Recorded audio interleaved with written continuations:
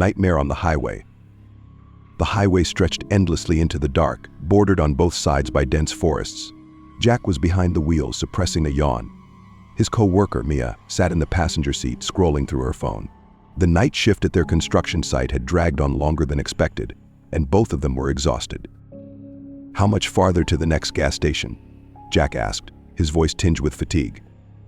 Mia tapped at her phone. "About 20 miles. Think we'll make it." Jack glanced at the fuel gauge. The needle was dangerously close to empty. "We don't have much choice."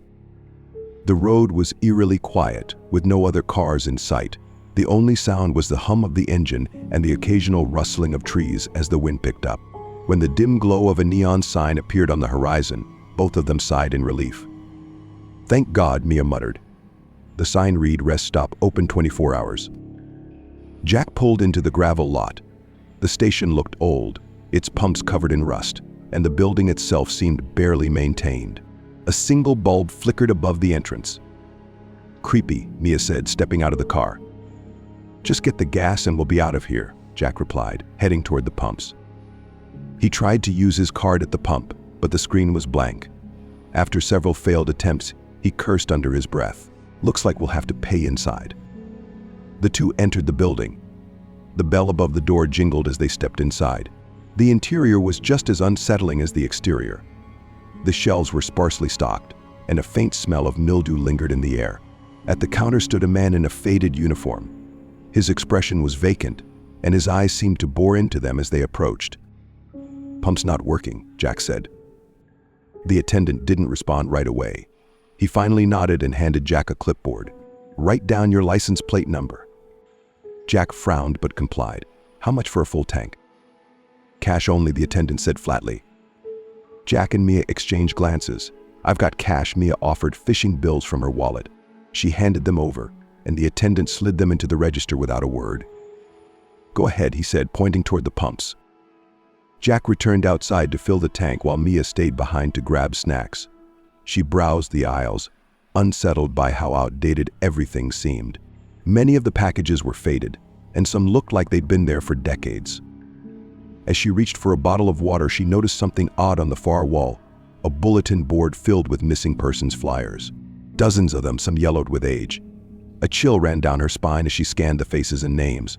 They were all dated over the past 20 years, and many of them listed this area as the last known location. "Jack?" she called out nervously, heading toward the door. Outside, Jack was finishing up at the pump. "What's up?" "This place gives me the creeps. Let's just go." Jack nodded, capping the tank. As they climbed back into the car, the attendant watched them through the window, his face expressionless. Jack started the engine and they pulled back onto the highway. "See? No big deal," he said, trying to lighten the mood. Mia didn't respond. She was staring at the side mirror. The gas station was still visible in the distance, but something about it seemed wrong. The lights were flickering erratically, and she thought she saw shadows moving near the pumps. "Mia?" Jack's voice broke her concentration. "What's wrong?" "Nothing," she lied, turning her gaze forward. About 10 minutes later, the car began to sputter. Jack cursed. "What now?" The engine died, and the car coasted to a stop on the shoulder. "No way," Jack muttered, checking the fuel gauge. It was empty. "That's impossible," Mia said. "We just filled up." Jack grabbed a flashlight from the glove compartment. "Stay here. I'll check the tank." He stepped out into the darkness, the beam of his flashlight cutting through the night. Mia watched him from the car, her anxiety growing with each passing second. Jack circled to the back of the car, crouching to inspect the tank. That's when she heard it, a faint tapping on the window. Her heart leapt. She whipped her head around but saw nothing. "Jack," she called out, her voice trembling. No answer. The tapping grew louder, more insistent. It wasn't coming from the window, it was coming from the roof of the car. Mia's breath caught in her throat. Slowly, she reached for the door handle, her hands shaking. Before she could open it, Jack's flashlight clattered to the ground outside. She screamed his name, throwing the door open and running toward the back of the car. The flashlight's beam illuminated the ground, but no sign of Jack. "Jack, where are you?" A rustling noise came from the woods nearby. Mia turned toward the sound, her pulse pounding in her ears. The shadows between the trees seemed to shift, and then she saw them, dozens of figures emerging from the darkness. Their faces were pale and featureless, their movements unnatural. Mia backed away, tripping over the flashlight. She scrambled to her feet and bolted back to the car, slamming the door and locking it. She fumbled with her phone, trying to call for help, but there was no signal. The figures surrounded the car, their blank faces pressed against the windows. Mia screamed as the car began to shake violently. The last thing she saw was the attendant from the gas station standing in the distance, watching with that same vacant expression. When the police arrived the next morning, the car was abandoned. There was no sign of Jack or Mia. The only clue was the flashlight lying on the ground and the faint smell of gasoline lingering in the air. The gas station with a past. Mark always prided himself on knowing every road.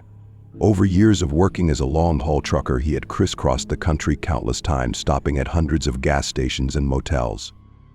But that night, something was off. His GPS was guiding him through an isolated area, and he hadn't seen another car for miles. The darkness was so thick it seemed to swallow the light of his headlights. When his fuel gauge dipped into the danger zone, Mark finally spotted a sign. A flickering neon light read, Gas Station 24/7. He had no other choice. Mark turned off the road, pulling into the old station. The place was deserted, with only a small convenience store dimly lit from within. The gas pump looked ancient, as though it hadn't been upgraded since the mid-20th century. Mark parked his truck and stepped out. The night air was cold, carrying a faint smell of burning wood. He tried using the pump, but it was unresponsive. Muttering a curse, he headed toward the store to find the attendant. A bell jingled as he entered, but no one came to greet him. The shelves were half empty, and everything was covered in a thin layer of dust and cobwebs. It looked as though the store hadn't been restocked in years. "Hello? Anybody here?" Mark called out, his voice echoing in the empty space. After a few moments, a man emerged from behind the counter. He was tall and thin, with pale skin and an unnervingly calm expression. His eyes seemed to stare right through Mark. "What can I do for you?" the man asked in a monotone voice. "The pump's not working. I need to fill up," Mark replied. The man nodded. "Cash only." Mark sighed, pulling out his wallet. He handed over a few bills, and the man stepped out from behind the counter, motioning toward the pumps. "It should work now," he said. Mark returned to his truck and started refueling. As he did, he noticed the man standing a few feet away, watching him silently. A faint sense of unease crept over Mark, but he shook it off. Once the tank was full, Mark decided to grab a snack for the road. Inside the store, something caught his eye, a black and white photograph hanging on the wall. It showed the same man from the counter, though the picture was clearly decades old. The man looked exactly the same as he did now. "Is that you?" Mark asked, pointing to the photo. The attendant smiled faintly. "That's my grandfather." A chill ran down Mark's spine. Something about this place felt wrong. He decided not to linger and headed for the door. Just as he stepped outside, he heard a quiet voice behind him. "You shouldn't have come here." Mark spun around, but the store was empty. Shaking his head, he hurried back to his truck, started the engine, and pulled out onto the highway. As he drove, he glanced in the rearview mirror. The station's lights were still visible in the distance. After a few miles, Mark felt a wave of relief. But when he looked ahead, his stomach dropped. The gas station was there again, as if he had driven in a circle. The same flickering neon sign, the same dim light in the store. Thinking he must have made a wrong turn, Mark checked his GPS, but the signal was gone. He decided to keep driving. Yet, after another 10 minutes, he found himself back at the same station. Panic set in. He slammed his hands on the steering wheel and shouted, "What the hell is going on?" The station's front door creaked open, and the attendant stepped out. This time, his calm expression was replaced by a sinister grin. "You're not leaving," the man said. "Welcome to your new home." Mark threw the truck into reverse, but the engine stalled. Around him, lights began to flicker, and figures emerged from the shadows. Their faces were blurred, as if smeared by time, and they moved in jerky, unnatural motions. Mark grabbed his flashlight and leapt out of the truck, running toward the woods. The figures followed, their distorted faces growing clearer as they closed in. He tripped over a root and fell, the flashlight rolling out of his hand. Before he could get up, The figures surrounded him, their cold hands gripping his arms and legs. The last thing Mark saw was the attendant standing at the edge of the woods, his grin wider than ever. When dawn broke, Mark's truck was found abandoned at the station, its fuel tank mysteriously empty. The store was locked, and there was no sign of the attendant. Locals claimed the station had been shut down for decades, but travelers often reported seeing its lights on at night. None of those who stopped ever made it back onto the road. The missing family. Emma and her parents were heading back home after a weekend trip to visit relatives. It was late, and the night had fallen thick and dark over the winding country roads. Her father, Michael, was driving, while her mother, Linda, dozed in the passenger seat. Emma, sitting in the back, was scrolling through her phone, trying to keep herself awake. The fuel gauge dipped below a quarter tank, prompting Michael to glance at the dashboard. "We'll need gas soon," he said, breaking the silence. "There should be a station nearby," Linda murmured sleepily, rubbing her eyes. Sure enough, a faded sign appeared by the roadside: pit stop, gas, snacks, and more. Relieved, Michael turned onto the narrow gravel path leading to the station. The building was small and dilapidated, its once bright paint now chipped and peeling. A single light flickered above the entrance. "Looks sketchy," Emma muttered, leaning forward to peer out the window. "We don't have much choice," Michael replied, pulling up to the pump. He stepped out and tried the nozzle, but nothing happened. "Figures. I'll go pay inside." Emma and Linda stayed in the car while Michael entered the building. The interior was dimly lit, with shelves sparsely stocked with outdated snacks and drinks. A clock on the wall ticked loudly, its hands frozen at 3:15. Behind the counter stood a man with a gaunt face and sunken eyes, his smile unsettlingly wide. "Pump's not working," Michael said, keeping his tone neutral. The man's grin didn't falter. "Cash only. Prepay." Michael handed over a $20 bill. The man's bony fingers brushed his as he took the money, sending a chill down Michael's spine. "Pump 2, the man said, his voice flat. "Careful out there." Michael hesitated but said nothing. He returned to the car and began refueling. Meanwhile, Emma grew restless and decided to stretch her legs. She stepped out and wandered toward the edge of the lot, her eyes drawn to an old, rusted playground partially hidden by overgrown weeds. "I don't go too far," Linda called out from the car. Emma ignored her, curiosity pulling her closer to the swings. As she approached, she noticed something strange. The ground was littered with old toys, their colors faded and plastic cracked. A tricycle lay on its side, its handlebars bent. Emma shivered, an inexplicable sense of unease settling over her. "Emma, get back here." Her father's voice snapped her out of her thoughts. She turned to see him waving her back to the car. Reluctantly, she obeyed, casting one last glance at the playground before climbing into the backseat.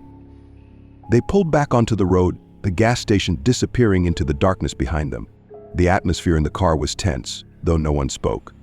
Michael gripped the steering wheel tightly, his knuckles white. After about 15 minutes, the road began to look familiar. Too familiar. "Didn't we pass that already?" Emma asked, pointing to a tree with a distinctive split trunk. Michael frowned. "I don't think so." But a few minutes later, they passed the same tree again, and then again. "We're going in circles," Linda said, her voice trembling.